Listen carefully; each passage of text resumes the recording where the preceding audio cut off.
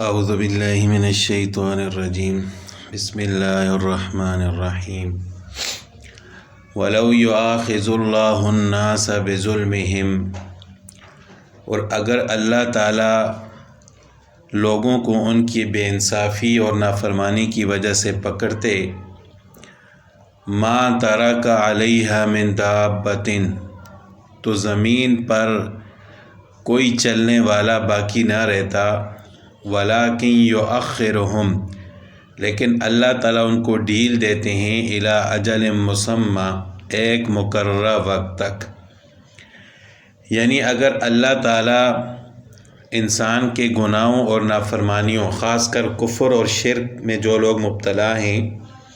ان کو دنیا میں ہی سزا دیں اور دنیا میں ہی عذاب نازل فرمانا چاہیں ہر کسی پر، تو زمین پر پھر کوئی بھی چلنے پھرنے والا باقی نہ رہتا، کیونکہ بعض لوگ تو کفر و شرک میں مبتلا ہوتے ہیں لیکن گناہ تو ہر انسان سے ہو ہی جاتا ہے۔ ولیکن یؤخرہم الی اجل مسمی، لیکن اللہ تعالیٰ انسان کو ڈیل دیتے ہیں ایک مقررہ وقت تک، یعنی اس کی موت تک، کہ وہ مرنے سے پہلے توبہ کر لے اور اپنے گناہ کی معافی مانگ لے۔ لیکن جو لوگ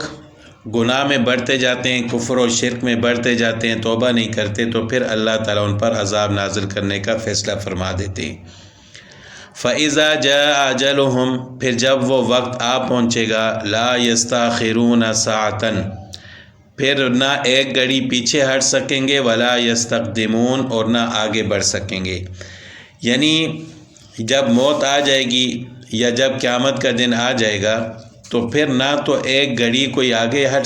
بڑھ سکتا ہے نہ پیچھے ہٹ سکتا ہے۔ پھر اس مقررہ وقت کے اوپر ان پر اگر وہ نافرمان ہیں تو عذاب آ کر رہے گا اور حساب کتاب ان سے ہو کر رہے گا۔ وَيَجْعَلُونَ لِلَّهِ مَا يَكْرَهُونَ،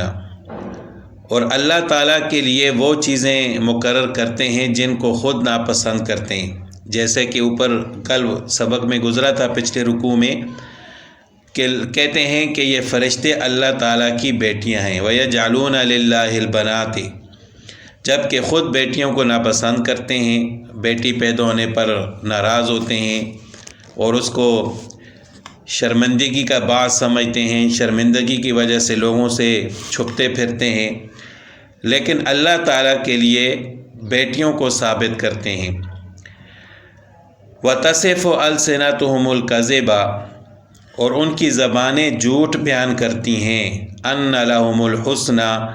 کہ ان کے لیے بہترین انجام ہے۔ یعنی یہ بھی وہ جھوٹ بولتے ہیں، دنیا میں کفر اور شرک بھی کرتے ہیں، اللہ تعالیٰ کے لیے اولاد بھی ثابت کرتے ہیں، اور پھر کہتے ہیں کہ آخرت میں ان کا انجام اچھا ہوگا۔ تو اللہ تعالیٰ فرماتے ہیں لا جرم، کوئی شک نہیں کہ أَنَّ لَهُمُ النَّارِ، اچھا انجام تو دور کی بات ہے، ان کے لیے جہنم کی آگ ہوگی، وَأَنَّهُمْ مُفْرَطُونَ، اور وہ آگے بڑھائے جائیں گے، یعنی سب سے پہلے جہنم میں وہ لوگ ڈالے جائیں گے۔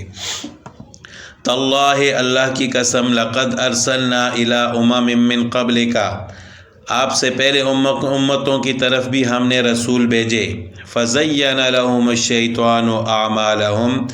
پھر شیطان نے ان کے برے اعمال کو ان کے لیے مزین کیا، یعنی جو بھی برا کام کرتے تھے تو وہ یہی سمجھتے تھے کہ ہم نے بہت اچھا کام کیا ہے، تو یہ دراصل شیطان ان کے دل میں وسوسات پیدا کرتا تھا کہ یہ اچھا کام کر رہے ہو آپ۔ فَهُوَ وَلِيُّهُمُ الْيَوْمَ، سو آج کے دن بھی وہی ان کا ساتھی اور رفیق ہوگا، وَلَهُمْ عَذَابٌ عَلِيمٌ، اور ان کے لیے دردناک عذاب ہے۔ یعنی اوپر مشرکین کے برے کاموں کا ذکر کرنے کے بعد اللہ تعالیٰ نے رسول اللہ صلی اللہ علیہ وسلم کو تسلی دی کہ آپ سے پہلے بھی جتنے رسول ہم نے مختلف امتوں کی طرف ان کو بھیجا ہے، مبعوث کیا ہے، تو ان لوگوں میں سے بھی کچھ ایسے تھے کہ جو اپنے رسولوں کو جھٹلانے والے تھے اور یہی برا کام کر کے اس کو اچھا سمجھتے تھے اور کہتے تھے کہ ہم تو ایک اچھا کام کر رہے ہیں، ہمارے آباء و اجداد بھی اسی طرح کرتے تھے۔ تو دراصل یہ شیطان نے ان کے اعمال کو، برے اعمال کو ان کے لیے مزین کر دیا تھا۔ تو آج کے مشرکین بھی ایسا ہی کر رہے ہیں، لہٰذا آپ ان کرتوتوں پر غمگین نہ ہوں۔ وَمَا أَنزَلْنَا عَلَيْكَ الْكِتَابَ، اور ہم نے نہیں اتاری آپ پر کتاب الا مگر لتبین لهم الذی اختلفوا فیہ، تاکہ آپ ان کو کھول کر سنائیں وہ چیز جس میں وہ اختلاف کرتے ہیں، وہدن اور یہ کتاب ہدایت ہے، ورحمتن اور رحمت لقوم یؤمنون ان لوگوں کے لیے جو ایمان لانے والے ہیں، یعنی ایمان والوں کے لیے تو یہ رحمت ہے اور ہدایت کا سبب ہے، اور جو لوگ اختلاف کرتے ہیں اس کتاب کو مانتے نہیں ہیں ان کے لیے یہ وضاحت ہے تاکہ جو کچھ بھی اس کے اندر لکھے آپ کھول کر بیان کر دیں تاکہ وہ اس میں اختلاف نہ کریں۔ واللہ انزل من السماء ماء، اب یہاں سے اللہ تعالیٰ نے اپنی چند نعمتوں کا ذکر فرمایا ہے اور اپنی قدرت کی نشانیوں کا ذکر فرمایا ہے کہ یہ نافرمان لوگ ذرا ان نعمتوں اور نشانیوں کو تو دیکھ لیں۔ واللہ انزل من السماء ماء، اور اللہ نے اتارا آسمان سے پانی، فاحیا بہ الارض، پھر اس پانی کے ذریعے زندہ کیا زمین کو، بعد موتہا، اس کے مرنے کے بعد۔ زمین کا مرنا اور زندہ ہونا یہی ہے کہ جب پانی نہیں ہوتا تو زمین خشک ہو جاتی ہے، بے جان ہو جاتی ہے، تو اس کو مرنے سے تعبیر کیا گیا، لیکن جب اس کے اوپر پانی آتا ہے، آسمان سے بارش ہوتی ہے یا کسی اور طریقے سے اس کو پانی لگایا جاتا ہے تو وہ زمین نرم ہو جاتی ہے، پھر اس میں سبزہ اگتا ہے، ہری بھری ہو جاتی ہے، تو اس کو زمین کی زندگی سے تعبیر کیا گیا۔ یعنی یہ دیکھو کہ اللہ کی ایک نعمت ہے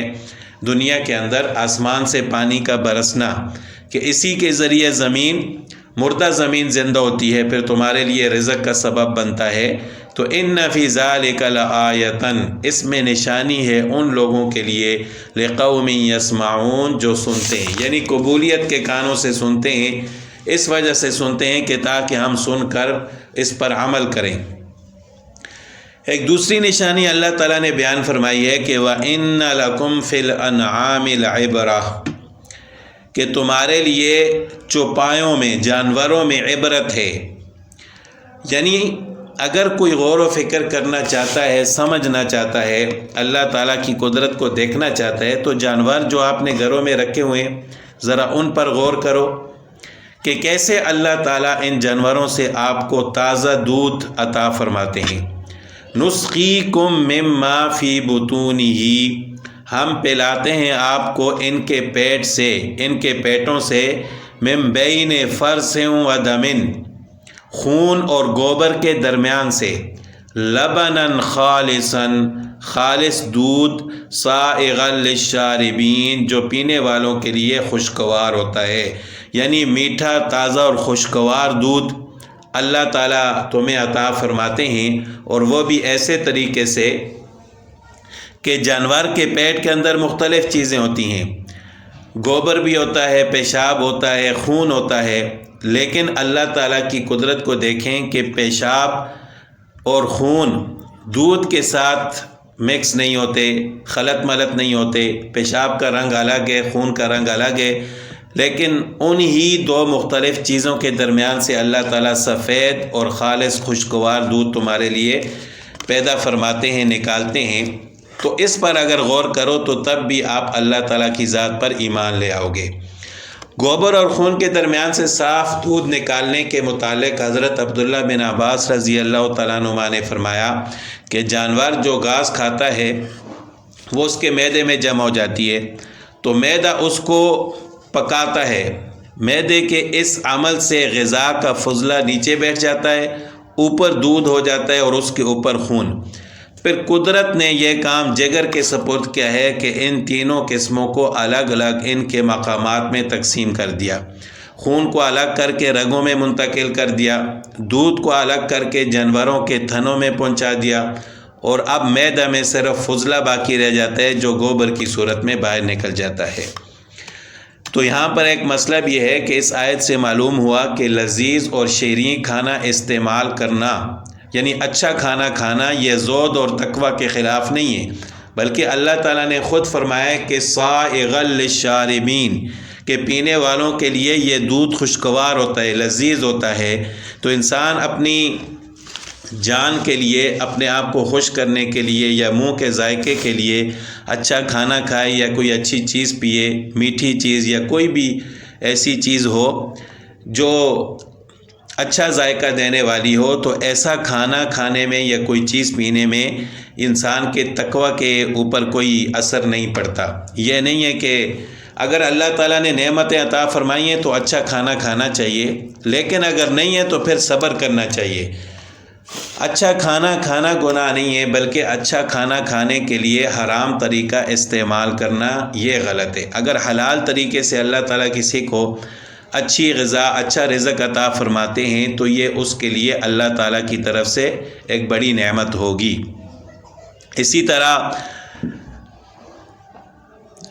رسول اللہ صلی اللہ علیہ وسلم نے فرمایا کہ جب تم میں سے کوئی کھانا کھائے تو یہ دعا پڑھے، اللہم بارک لنا فیہ واطعمنا خیرا منہ، یا اللہ اس میں ہمارے لیے برکت فرما اور آئندہ اس سے اچھا کھانا نصیب فرما۔ اب دیکھیں کہ اس دعا میں یہ تلقین کی گئی ہے کہ یہ دعا کرو کہ یا اللہ مجھے اس سے اچھا کھانا عطا فرما۔ تو حلال طریقے سے اگر اللہ تعالیٰ کسی کو اچھا کھانا عطا فرماتے ہیں تو ایک تو یہ کہ طریقہ حلال ہو، پھر اس اچھا کھانا کھانے پر تکبر نہ ہو، اور کمزور لوگوں کا بھی خیال رکھا جائے، پڑوس میں اگر کسی کو کھانا میسر نہیں ہوتا، اور پھر کھانا کھانے کے بعد اللہ تعالیٰ کا شکر ادا کیا جائے۔ اسی طرح دودھ پینے کے متعلق اللہ تعالیٰ کا ارشاد ہے کہ جب دودھ پیو تو یہ دعا پڑھو، اللہم بارک لنا فیہ وزدنا منہ، یا اللہ ہمارے لیے اس میں برکت پیدا فرما اور زیادہ عطا فرما، یعنی جتنا دودھ آپ نے ہمیں عطا فرمائے اس سے بھی زیادہ اور عطا فرما۔ تو یہ رزق اور کھانا یہ بھی اللہ تعالیٰ کی طرف سے ایک بڑی نعمت ہے، اور انہی کھانوں میں سے ایک چیز ہے دودھ۔ دودھ کھانے کے طور پر بھی استعمال ہوتا ہے اور پینے کے طور پر بھی، یعنی اگر انسان اس کے ساتھ روٹی کھائے تو وہ کھانا بن جاتا ہے، اگر پینا چاہے تو یہ پینے کی چیز ہے۔ تو دونوں طرح اس نعمت کو ہم استعمال کر سکتے ہیں۔ تو اللہ تعالیٰ نے اس آیت کریمہ میں بھی اس خاص نعمت کا ذکر فرمایا کہ اپنے جانور پر اگر تھوڑا سا غور کرو کہ اس گوبر اور خون کے درمیان سے اللہ تعالیٰ آپ کو صاف شفاف سفید اور خوشگوار دودھ عطا فرماتے ہیں، تو بظاہر یہ اللہ تعالیٰ کی قدرت کی نشانی ہے، اللہ تعالیٰ کے علاوہ ایسا اور کوئی بھی نہیں کر سکتا۔